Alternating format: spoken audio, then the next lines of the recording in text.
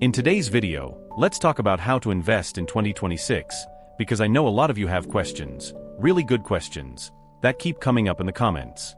Questions like, will the stock market keep climbing in 2026? Are gold and silver already too expensive to buy? Have we missed the opportunity? Today, I want to walk you through exactly how I'm thinking about investing this year, and more importantly, why I'm approaching it this way. Here's the simple reality that cuts through all the noise. The Federal Reserve is making money cheaper, not more expensive. And when they make money cheaper, asset prices tend to rise. We're talking about stocks, gold, silver, real estate, just real assets in general. This isn't speculation or wishful thinking. This is simply how the system is designed to function. It's the mechanics of modern finance, whether we like it or not.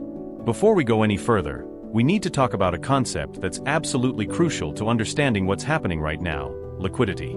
I want to break this down for you in plain English because once you understand liquidity, so many pieces of the financial puzzle suddenly click into place. Liquidity simply means how much money is available in the system and how easy it is to access. Think of it like the oil in an engine. When there's plenty of it, everything runs smoothly.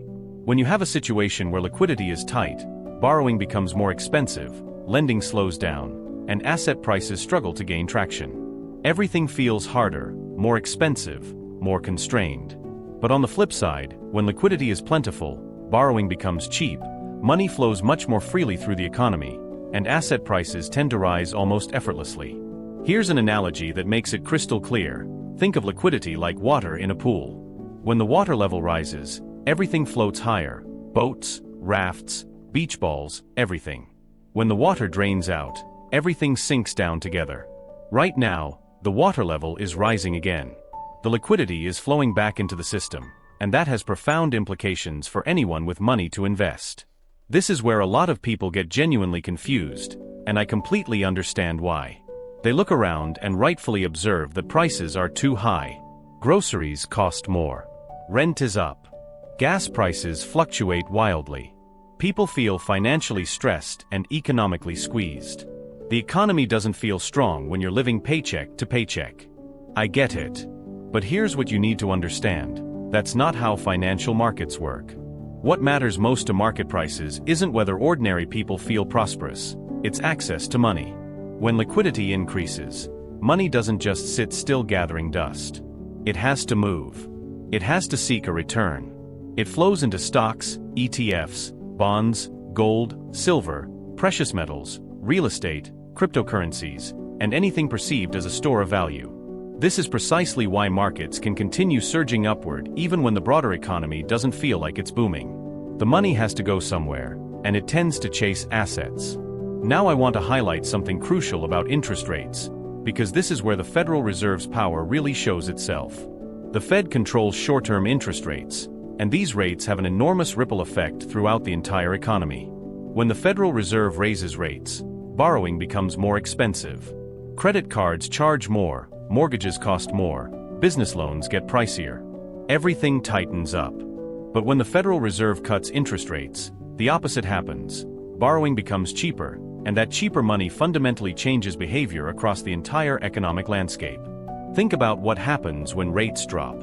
Companies suddenly find it profitable to refinance their existing debt at lower rates, freeing up cash for expansion or stock buybacks. Investors become willing to take on more risk because the safer alternatives like bonds and savings accounts are paying less. Cash sitting in a bank account earns almost nothing, so people actively search for better returns elsewhere. They move money into stocks, real estate, commodities, anything that might appreciate. And here's something subtle but important. Valuations rise across the board because future profits get discounted at lower rates, making companies appear more valuable on paper. This is why rate-cutting cycles matter so much to investors. They create a fundamental shift in the investment landscape. And here's the key point for 2026 that you absolutely need to grasp. We are no longer in a tightening cycle. We've shifted into an easing cycle, and easing cycles support higher asset prices. It's that simple. Now let me tell you about something the Federal Reserve is doing that they're trying to dress up in fancy language, but I'm going to cut through the jargon for you. The Federal Reserve has quietly restarted balance sheet expansion. They're calling it reserve management, and using all sorts of technical terms to describe it. But at the end of the day, They're printing money. That's what's actually happening. They started with $40 billion per month beginning on December 12th, and that money is flowing into the financial system right now. The Federal Reserve will tell you, oh, this is just technical. This is temporary. This isn't quantitative easing like we did after the 2008 crisis. But here's the truth. Markets don't care what it's called. Markets only care about what it does. And what it does is inject fresh money into the financial system.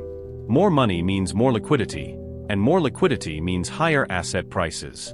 The chain of causation is simple and remarkably consistent throughout financial history. Here's something else I want to tell you right now, and this is important. This money printing is not a one-time event.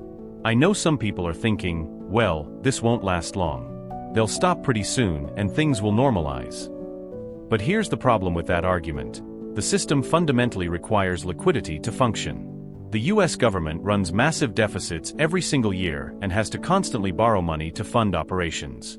Banks need reserves to meet regulatory requirements and support lending. Markets depend on stable funding conditions to prevent crashes and panics. So once the Federal Reserve opens up that liquidity spigot and starts the money flowing, if they try to shut it down too quickly, something else in the system breaks. A bank fails, a market crashes, a sector collapses.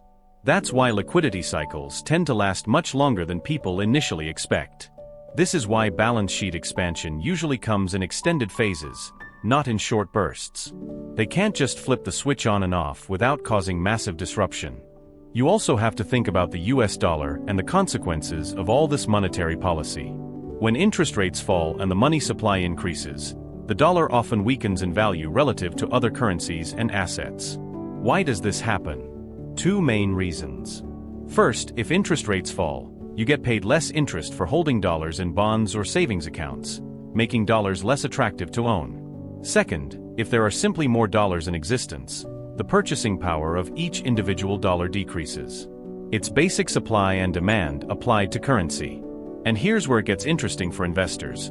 A weaker dollar helps push up prices for US stocks, gold, silver, precious metals, and commodities.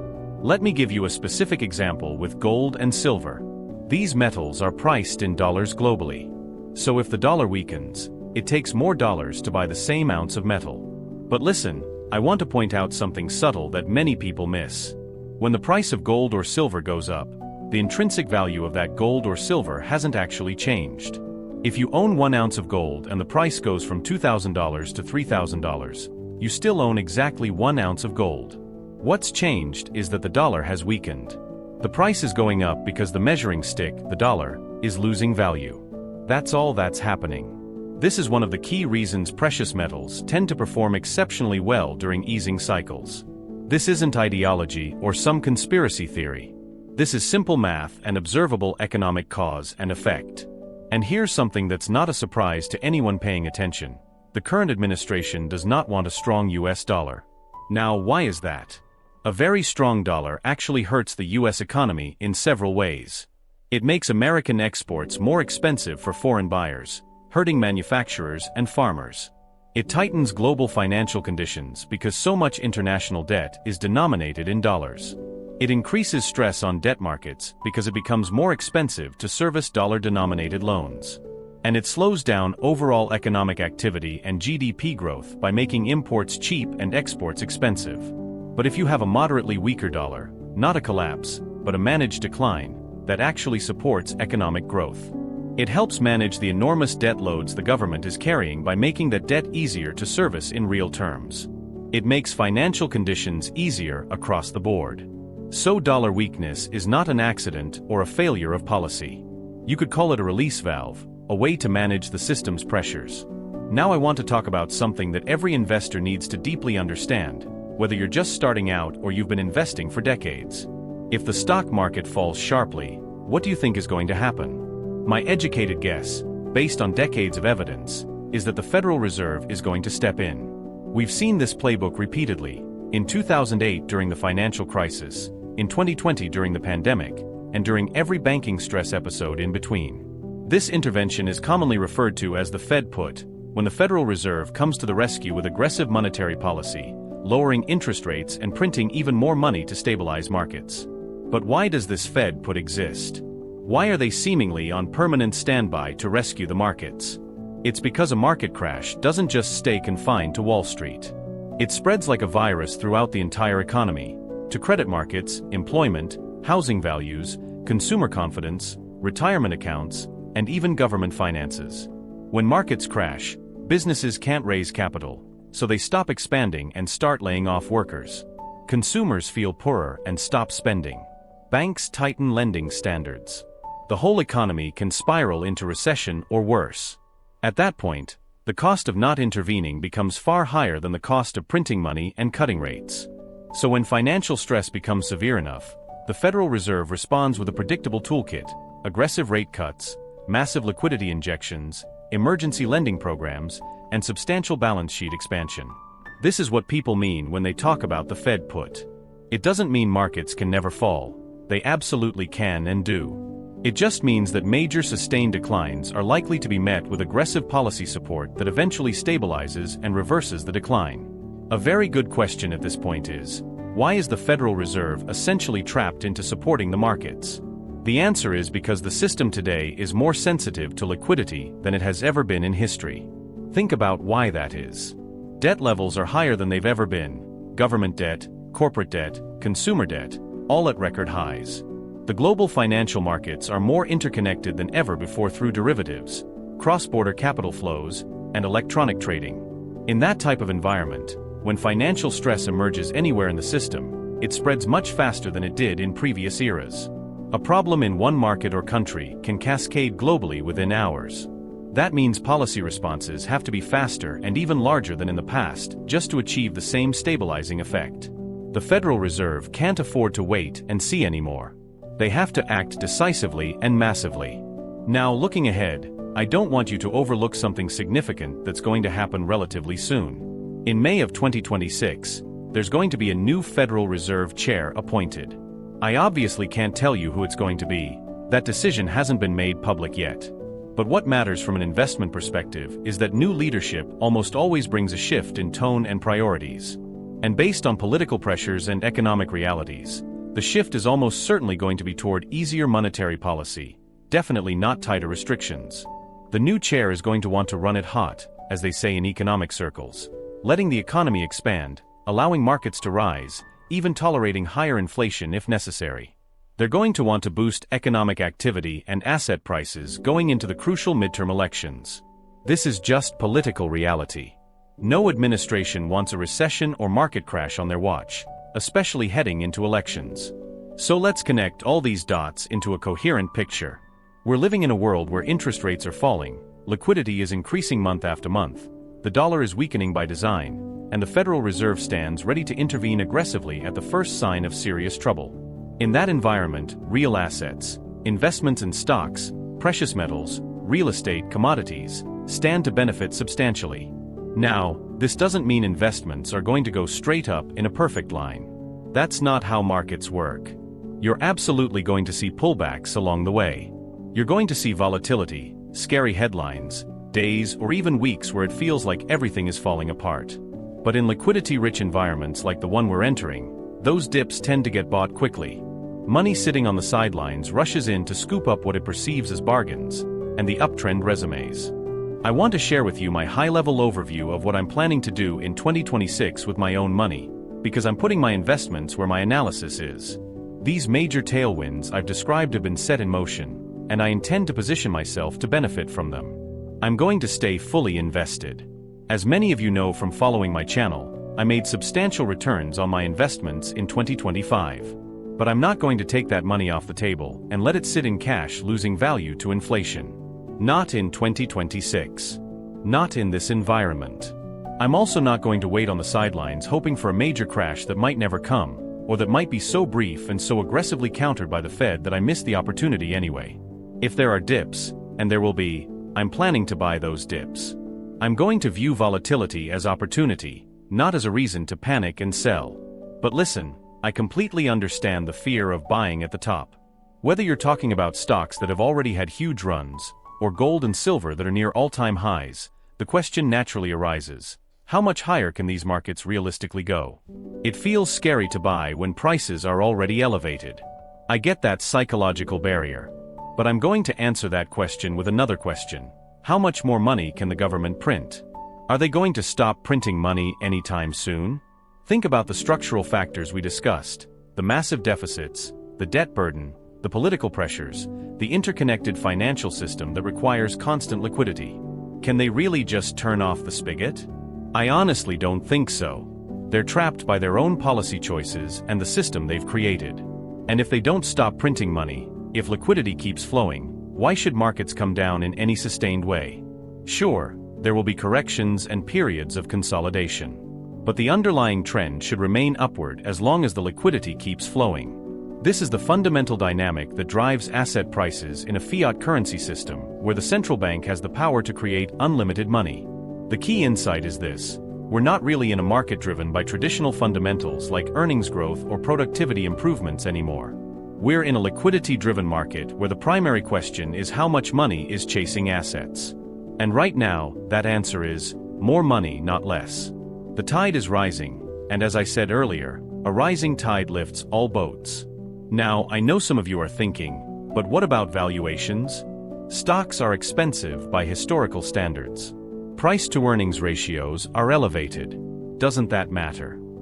And yes, traditional valuations do matter, but they matter less in a liquidity-driven environment. When money is cheap and plentiful, investors are willing to pay premium prices for assets because the alternative is holding cash that's losing purchasing power. The question isn't, is this expensive? But rather, is this less bad than the alternatives? For precious metals specifically, I want to address a common concern. People see gold above $2,600 an ounce or silver pushing toward $30 and think, I've missed it. It's too late. But remember what I said about these metals. Their price in dollars is really just a reflection of dollar weakness. If the dollar continues weakening, which seems likely given current policies, then gold and silver prices in dollar terms can continue rising substantially. We could easily see gold at $3,000 or $3,500 or even higher if the dollar devaluation accelerates. The same logic applies to stocks. Yes, the S&P 500 is at or near all-time highs. But in an environment where the Fed is printing $40 billion a month and potentially accelerating that pace, where interest rates are coming down, where a new Fed chair will likely pursue even easier policy, why bet against continued gains? The liquidity has to go somewhere. Real estate is another interesting area, though it's more complicated because it's sensitive to mortgage rates and affordability. But even here, as rates come down and financing becomes cheaper, we could see renewed strength in property prices, particularly in desirable markets. And for investors, real estate investment trusts and related securities could benefit from the same liquidity dynamics driving other assets. One thing I want to emphasize is the importance of staying flexible and informed. The landscape can change quickly. Geopolitical events, unexpected economic data, political developments, any of these could temporarily disrupt the trends I've described. That's why it's crucial to stay educated, to understand the underlying dynamics, and to be ready to adjust your strategy if the fundamental conditions change. But based on everything I'm seeing right now, the policy direction, the liquidity injections, the structural pressures on the system, the political incentives, I believe 2026 is setting up to be another strong year for real assets. Not because the economy is fundamentally healthy or because companies are dramatically improving their operations, but simply because money is being created and it needs somewhere to go. This might feel uncomfortable. It might feel like we're in a bubble that has to pop eventually. And you know what? Maybe we are. Long term, these policies have consequences. You can't print unlimited money without eventually facing serious inflation, currency devaluation, or systemic problems. But eventually can take a long time to arrive. In the meantime, sitting in cash and watching your purchasing power erode is a guaranteed way to lose wealth. The investors who do well in this environment are the ones who understand the game being played and position themselves accordingly. They're not fighting the federal. They're not waiting for some mythical return to normal. They're accepting reality and working within it to preserve and grow their wealth. So my approach for 2026 is straightforward. Stay invested in real assets, be ready to buy dips when fear spikes, maintain some diversification across different asset classes, and stay informed about policy changes that might alter the fundamental dynamics. I'm not trying to be a hero or catch the exact bottom or top. I'm just trying to ride the liquidity wave that's been created. If you want to join me on this investing journey and see specifically what I'm buying, when I'm buying it, and the reasoning behind each decision, I encourage you to join my Patreon community. Over there, you get email alerts when I make moves, you can ask questions directly and get detailed answers. And we've built a really helpful community of like-minded investors who share insights and support each other. It's become an invaluable resource for staying on top of market developments and refining investment strategies. I'll leave a link down below for anyone interested. The bottom line is this: 2026 is shaping up to be a year where understanding liquidity dynamics matters more than almost anything else.